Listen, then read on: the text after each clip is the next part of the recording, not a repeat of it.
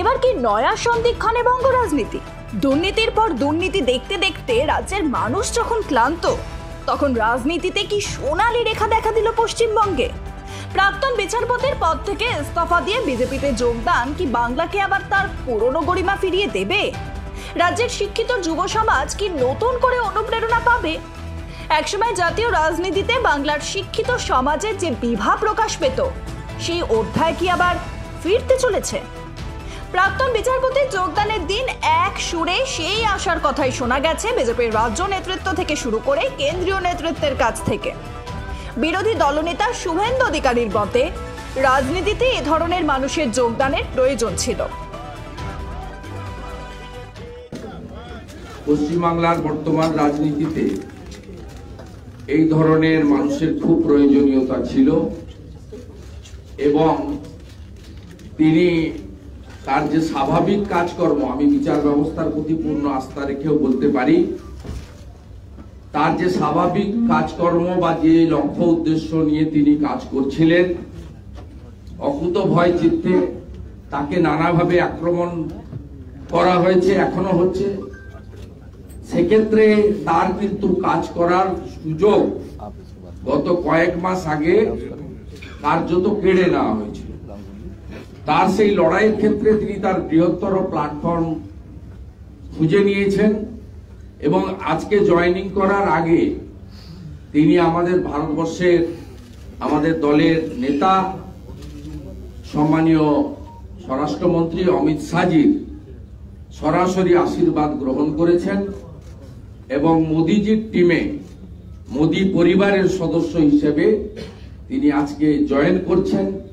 এর ফলে বাংলা থেকে পরিবারবাদী, ভ্রষ্টাচারী এবং তোষণকারী পিসি ভাইপো সরকারকে উৎখাত করার প্রথম সোপান হিসেবে লোকসভা নির্বাচনে আমরা এই বাংলায় পরিবর্তনের, আসল পরিবর্তনের ডঙ্কাটা বাজাতে পারব।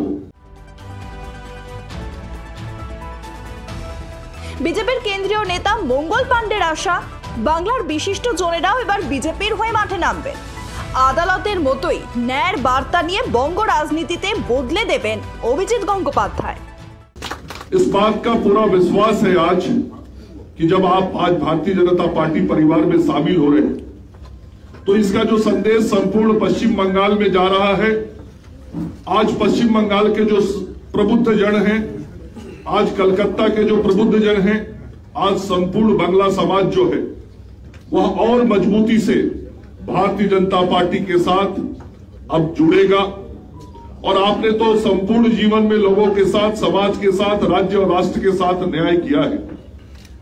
मुझे इस बात का भी विश्वास है कि जब आप सामाजिक और राजनीतिक जीवन में आ जा रहे हैं, तो अब आपके आगे के जीवन में न्याय के साथ विकास का भी काम पश्चिम बंगाल की धरती पर होगा।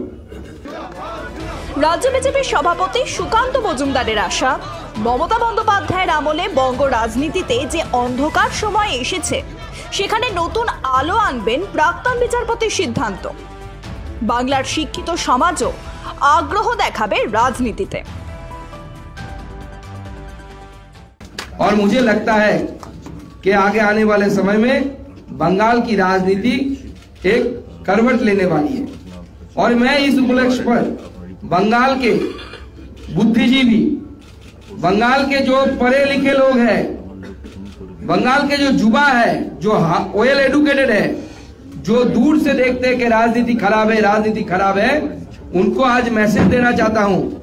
आप भी आगे आइए, नरेंद्र मोदी का हाथ पकड़िए और भारतीय जनता पार्टी का झंडा पकड़िए, क्योंकि नहीं, अगर आप खाली स्थान छोड़ेंगे तो वहां पे शेख शाहजहां जैसे लोग आके आपके ऊपर दादागिरी करेगा, राजनीति करेगा। तो ये समय है और सही समय है, यही समय है, सही समय है। बंगाल की राजनीति का भागदौड़ शिक्षित युवा आके हाथ में ले, बुद्धिजीवी लोग जो समाज को कुछ दे सकते हैं, ऐसे लोग सामने आए और बंगाल की राजनीति को परिवर्तन, सटीक परिवर्तन, सही परिवर्तन करने का बीड़ा उठाइए। এদিন রাজনীতিতে পা দিয়ে অভিজিৎ গঙ্গোপাধ্যায় জানিয়েছেন, নতুন জগতে পা দিলাম। 2026-এ যাতে তৃণমূলকে বাংলা থেকে হাঁটানো যায় সেই লক্ষ্যেই সৈনিকের মতো এগিয়ে যাব। আজ আমি একেবারে একটা নতুন জগতে পা দিলাম এবং এই সর্বভারতীয় দলে,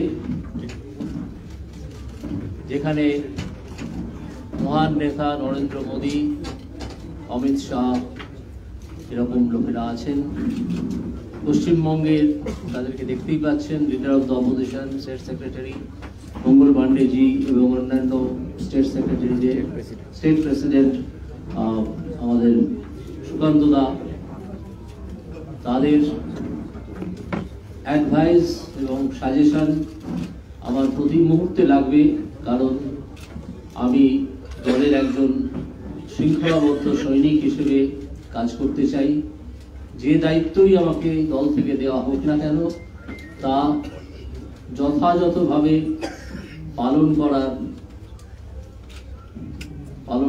পালন করতে আমি প্রতিজ্ঞাবদ্ধ এবং আমি তা করব।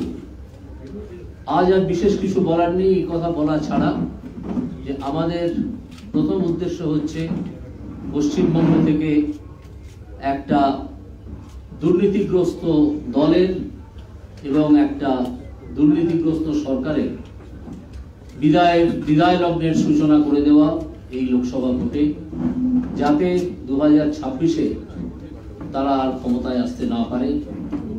বিজেপির ক্ষমতায় আসা খুব দরকার বাংলার প্রয়োজনে, এবং একজন বাঙালি হিসেবে আমি অত্যন্ত কষ্ট পাই যখন দেখি যে বাংলা ক্রমাগত পিছিয়ে পড়ছে আর পিছিয়ে পড়ছে। তাই আমি সর্বভারতীয় দলে যোগ দিয়েছি, যেখান থেকে এই দুর্নীতিগ্রস্ত দল এবং দুর্নীতিগ্রস্ত সরকার এদের বিরুদ্ধে একটা ভয়ঙ্কর লড়াই শুরু করা যায় এবং একটা সিরিয়াস লড়াই শুরু করা যায়। এদিন বিজেপিতে যোগ দেওয়ার আগে কেন্দ্রীয় স্বরাষ্ট্রমন্ত্রী অমিত শাহের সঙ্গে কথা হয় অভিজিৎ গাঙ্গুলির। বিজেপির কেন্দ্রীয় নেতৃত্বেরও আশা প্রাক্তন বিচারপতিকে সামনে রেখে পশ্চিমবঙ্গে তারা নতুন জোয়ার আনতে সক্ষম হবেন। শুরু হবে পালা বদলের পালা। এ ব্যাপারে আপনার মন্তব্য লিখে জানান। প্রতিবেদন পছন্দ হলে লাইক করুন, শেয়ার করুন, সাবস্ক্রাইব করতে ভুলবেন না। ব্যুরো রিপোর্ট, মাধ্যম।